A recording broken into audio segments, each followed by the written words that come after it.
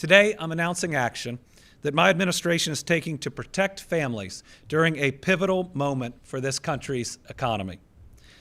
As I just shared, Kentucky is on a historic winning streak. These wins are good for our families because they create good-paying jobs for folks to build the lives they want and deserve. But at the same time, I recognize that these economic wins can never come at the cost of the health and safety of our families or the communities we call home. That's why today, in response to the surging demand for data centers and energy resources across our country, I'm announcing an executive order that I'm signing to protect against any harmful impacts from potential data centers. This establishes the framework to ensure that data center companies looking to do business in Kentucky, which will ultimately be a very local decision on whether to welcome them, but that any company looking at Kentucky, at minimum, is required to demonstrate they will be good neighbors. They must invest responsibly, operate transparently, and work in partnership with our people and our communities. They will be held to the same high standards we demand of any potential partner, and they must prove that their investment will deliver lasting benefits to Kentucky's working families. To be clear, this order doesn't say yes to any data center. That is up to the local community. But it does say no to any center not meeting these requirements. First, my executive order establishes protections for our people to ensure that no data center causes a detrimental impact on their power bills or on the environment. To do that, project developers will be required to submit an initial energy plan to the Energy and Environment Cabinet.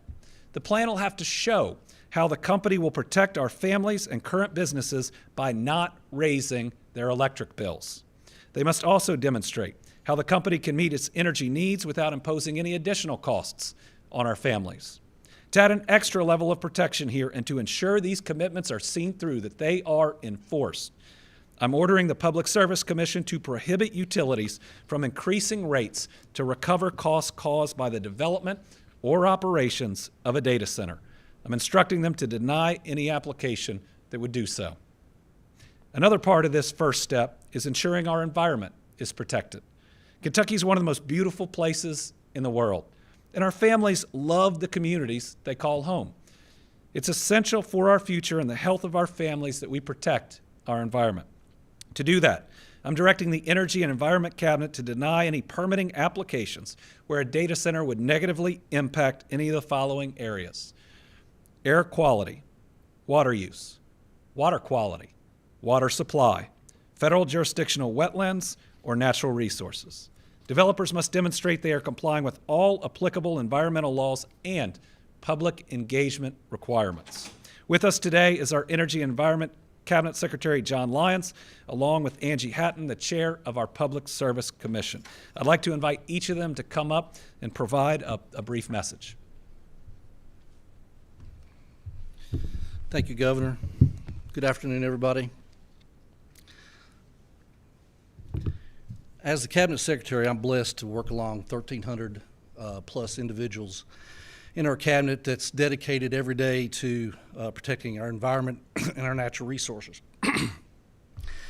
We read articles every day about data centers, about the concerns that everybody has, and as I go around the state speaking to different individuals, I hear those concerns as well. We've even started tracking the local ordinances and moratoriums, now numbering over 30. And just think about that. 30 communities have taken action to slow or prevent data centers from coming into their communities. Data centers are like any other industrial site that we permit. There are air water quality standards that they have to meet, and we have a statutory duty to enforce those standards. So the governor's executive order and his directive are clear. The cabinet simply will not issue a permit that's not protective of human health, our natural resources, and the environment. As for the energy plan that the governor mentioned, we work closely with the Public Service Commission because they are administratively attached to us. The cabinet has some unique tools to evaluate infrastructure and electricity generation.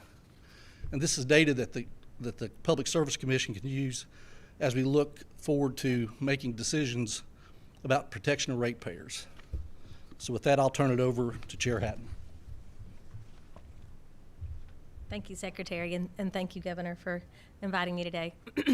As Kentucky looks toward increasing interest from data centers coming into our state, it's important that Kentucky learn lessons from other states that maybe have not implemented data centers in the most effective way to protect ratepayers.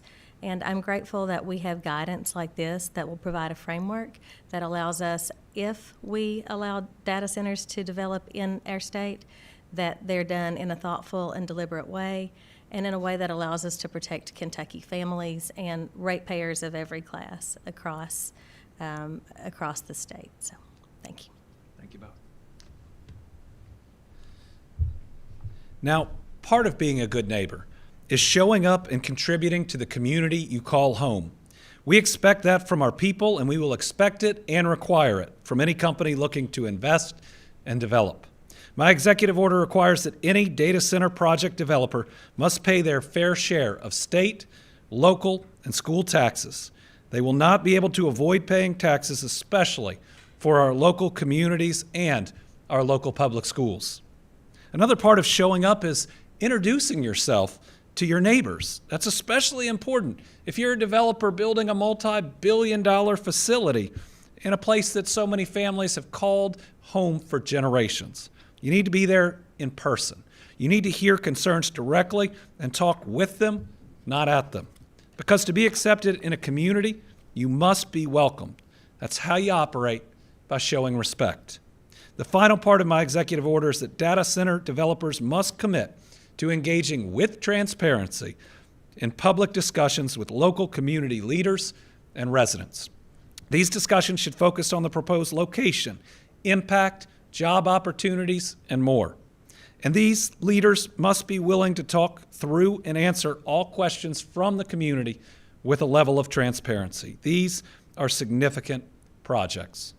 Families have a right to know who the developer is that's trying to join their community, what they'll contribute to the community, and that they are willing to have a meaningful dialogue with those that ask questions. The requirement of this order, rate protections, financial contributions, and committing to transparent dialogue are the minimum standards any data center would have to meet. And it's also important to note that my executive order does not impact decisions made by local communities about the operations of a center within their jurisdiction. Local leaders and residents know their communities best. I trust their judgment when it comes to significant projects like these. With this order, they will start any discussion in a better place. I have a lot of pride in Kentucky, and I have a lot of pride in our people. I only want the best for our Commonwealth and for our citizens. That's why my administration and I are committed to ensuring all investments that come to our state are a benefit and not a detriment. And you can be sure I'll be actively monitoring any and all data center projects moving forward, because Kentucky is our home. We want to make sure it continues to provide for us, our children, our grandchildren, and generations of Kentuckians to come.